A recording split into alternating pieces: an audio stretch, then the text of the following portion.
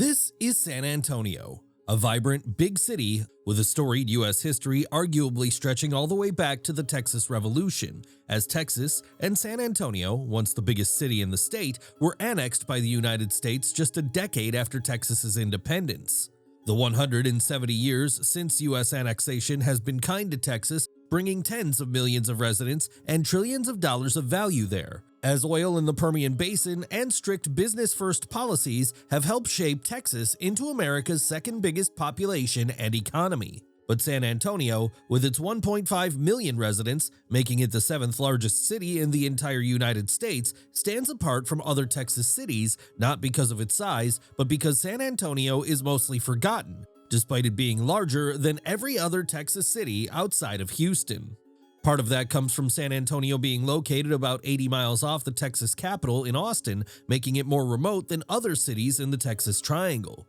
But San Antonio isn't just forgotten in the state of Texas, it feels almost unheard of compared to cities that rank behind it across the United States, when San Antonio really has a lot to offer with strong tourism, popular amenities, and significant economic importance, with the city being strategically located along the I-35 corridor, playing a uniquely important role in international logistics, being the entryway for goods from Mexico to the greater United States, linking major manufacturers in Mexico to production points and warehouse hubs across all the U.S.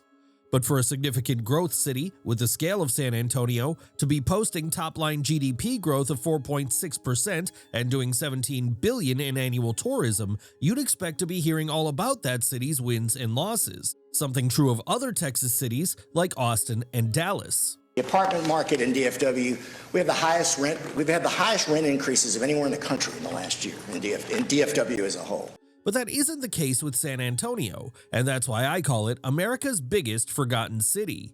Being ranked 7th in the nation for population, well in excess of San Francisco, Seattle, Denver, Nashville, and literally every Texas city not named Houston, but having just the 6th largest Texas airport, high poverty, especially for a city with scale, just the 4th tallest Texas skyline, and less to offer in public transportation than any of Dallas, Houston, or Austin, while also having less opportunity and more limited upward mobility. When there was a time where San Antonio set the standard for Texas in population, infrastructure, and property development. But years of stagnation with limited suburban growth left San Antonio behind other Texas destinations. So while San Antonio does benefit from its unique attractions and fascinating history, with caverns, tea gardens, and the Alamo, alongside the vibrant 15-mile Riverwalk, which is one of the most visited places in all of Texas, and a city-defining feature, you could argue that the investment and development happening with San Antonio's latest boom period is far more noteworthy, with Turner JV breaking ground on a new $500 million metro hospital. While JCB, the world's largest privately owned construction equipment manufacturer, is building out a $500 million facility of its own there, and Toyota plans to exclusively build all Tundra trucks and Sequoia SUVs in San Antonio, as the Alamo City sits at an important crossroads, with the city being an increasingly valuable economic hub growing in several different directions with plenty of opportunity, topping U.S. charts for population size, growth, and economic success, all while sitting in the shadow of other Texas cities like Dallas, Houston, and Austin, with all of these cities having a bigger footprint and far better national recognition, with 2/3 of those cities having smaller populations despite all of them garnering far more attention. And yet that absence in recognition, coverage, and attention has done nothing to slow down America's most forgotten big city, as San Antonio is the rare big city with significant growth, adding nearly 22,000 residents from 2022 to 2023 alone, only being outmatched by the rapid growth of small Texas cities like Georgetown. While San Antonio consistently outpaces its big city neighbors in numeric growth, slightly surpassing the city of Fort Worth, outgrowing Austin, and being well beyond the numbers coming out of Dallas or Houston. In fact, San Antonio is expected to pass Philadelphia to become the 6th largest U.S. city in less than a decade.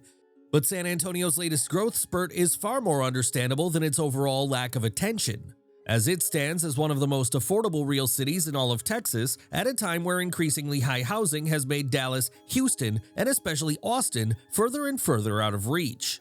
That isn't to say everything's perfect in San Antonio. It isn't. The cost of living there is fast rising, while the growing pains are more and more noticeable.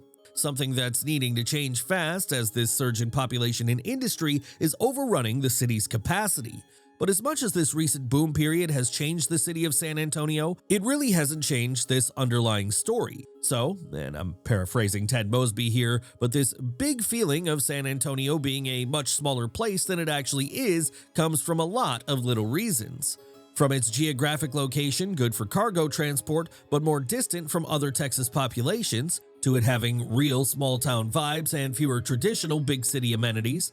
But I would argue that it's mostly because San Antonio isn't as sizable as its citywide population might suggest. While San Antonio ranks 7th in the nation for citywide population, the San Antonio New Brussels Metropolitan ranks just 24th. As San Antonio lacks the kind of concentrated economics that some of America's most well-established cities are known for. That's the case with banking in New York, film and production in LA, and software in San Francisco.